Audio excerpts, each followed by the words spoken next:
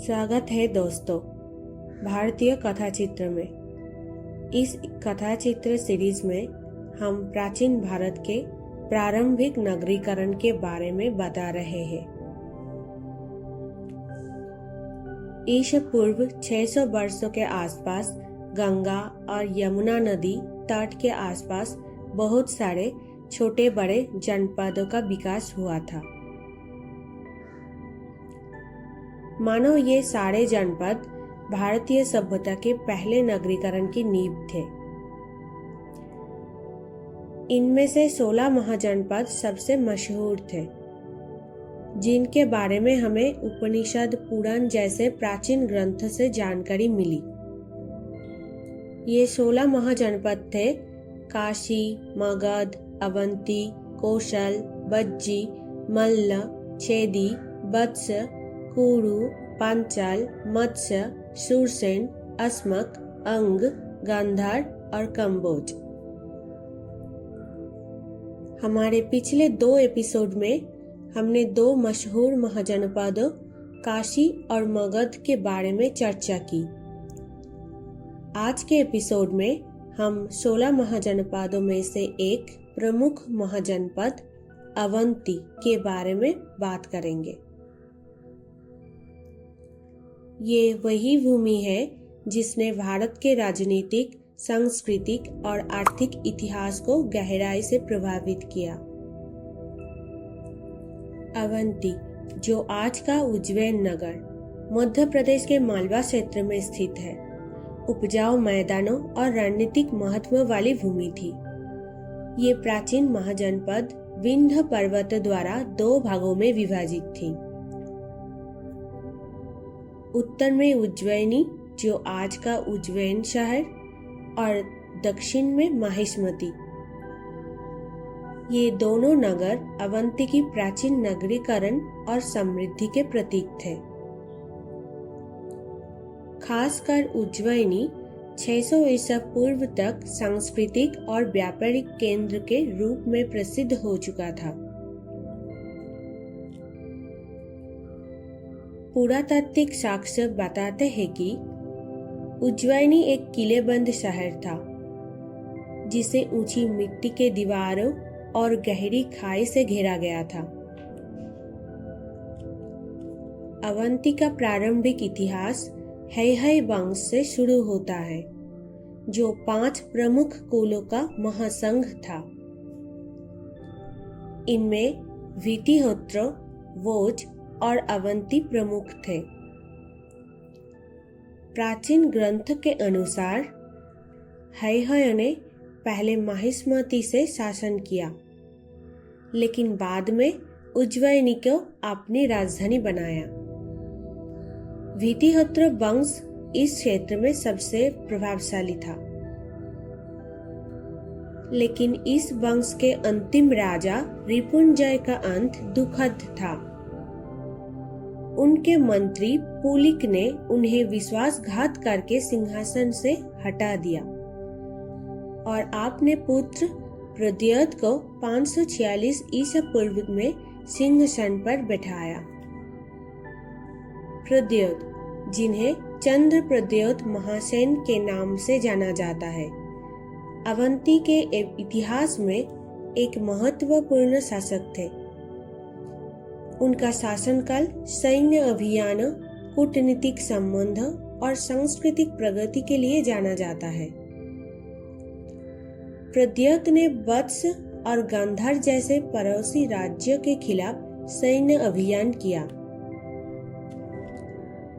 इसी बीच मगध साम्राज्य में बड़ा राजनीतिक उथल-पुथल हुआ।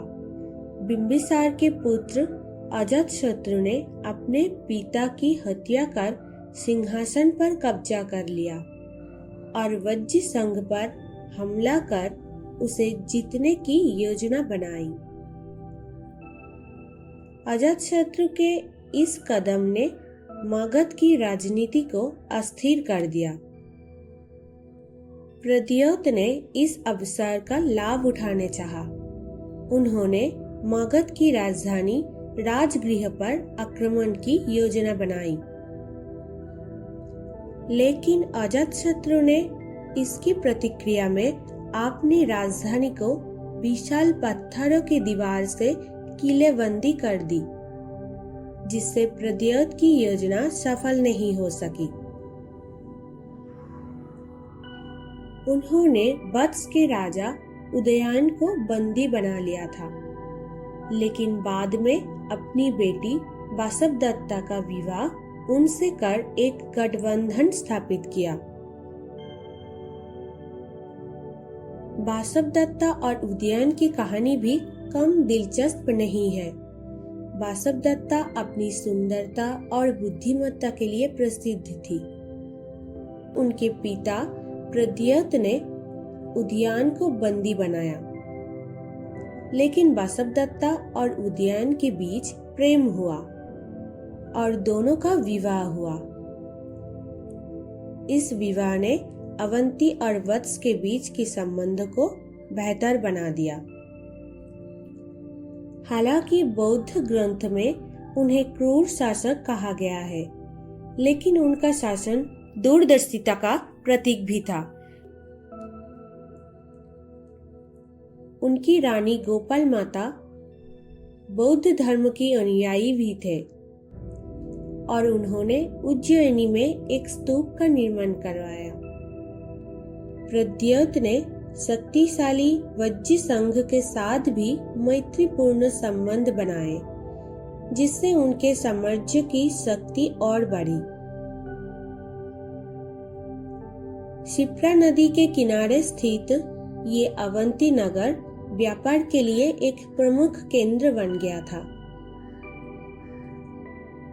इसकी भौगोलिक स्थिति ने इसे व्यापार मार्ग का केंद्र बनाया,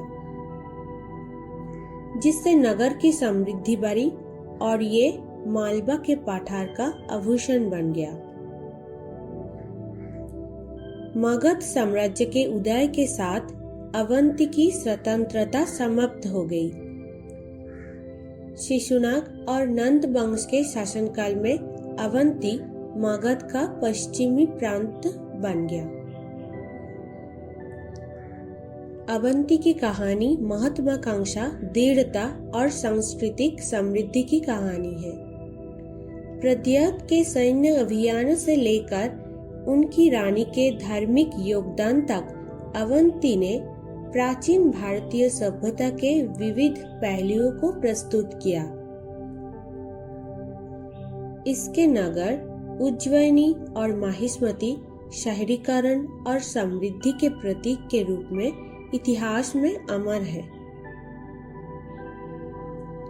दोस्तों, जैसे जैसे हम इस महाजनपद की गौरवशाली गाथा को सुनते हैं, ये हमारे प्राचीन अतीत की भव्यता को हमारे सामने लाती है। भारतीय कथा चित्र के साथ जुड़े रहे, जहाँ कहानियां जीवंत हो जाती है और हमारे चित्रण कला इन्हें और गहराई देती है। हमारे चैनल को सब्सक्राइब करें और हमें कमेंट करके बताइए 16 महाजनपदों में आप अगला कौन सी महाजनपद के बारे में सुनना और चित्रकला देखना चाहेंगे। धन्यवाद।